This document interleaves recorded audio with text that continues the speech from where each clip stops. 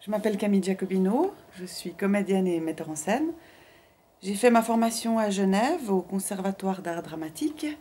Et puis j'ai fait ma première mise en scène à 30 ans. Et depuis, je continue régulièrement à pratiquer ces deux métiers. Je joue dans différents théâtres.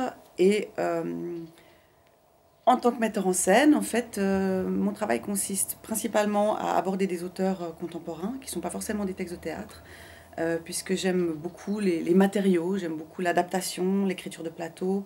J'ai travaillé sur des films, sur des romans, sur des nouvelles. Là, en l'occurrence, les nouvelles de Marcel Aimé, qui sont un travail passionnant à faire et que je me réjouis beaucoup d'aborder. L'histoire de d'Héloïse, donc c'est une nouvelle de Marcel Aimé. J'ai travaillé sur plusieurs nouvelles, mais Héloïse est la nouvelle principale.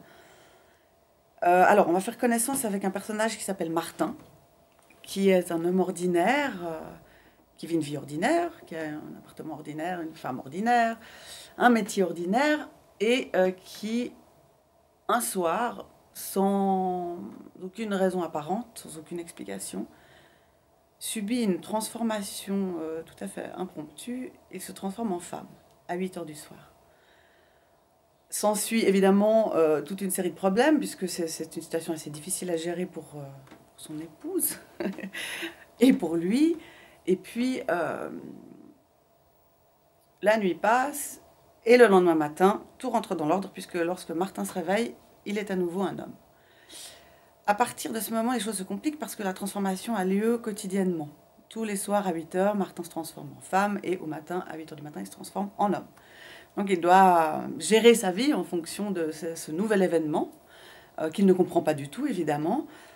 C'est une chose assez délicate au vu de la société, parce que c'est assez mal vu de se transformer comme ça 2 fois par jour.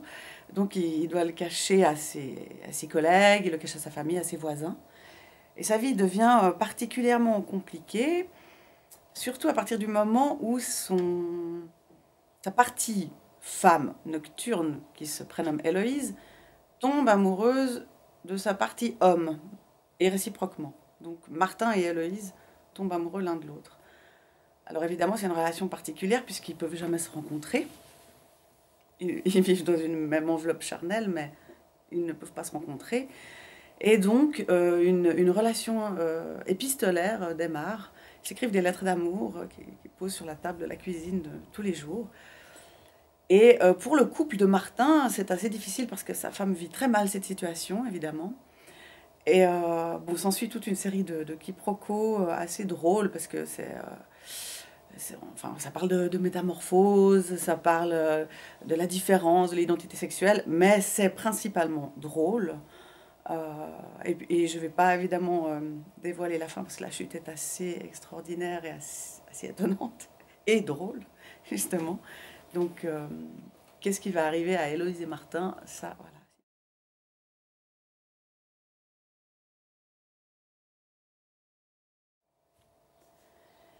Alors, il s'agit ici de métamorphose.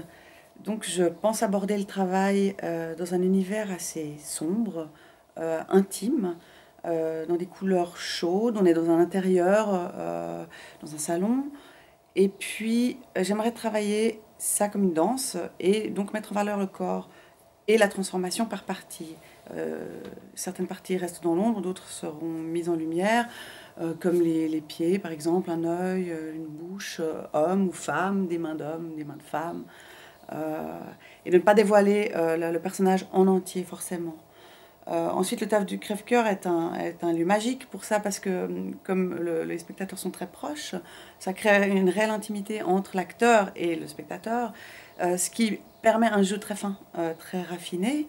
De cette manière, on va pouvoir développer un univers assez mystérieux, où le spectateur pourra découvrir une métamorphose assez, je l'espère, étonnante.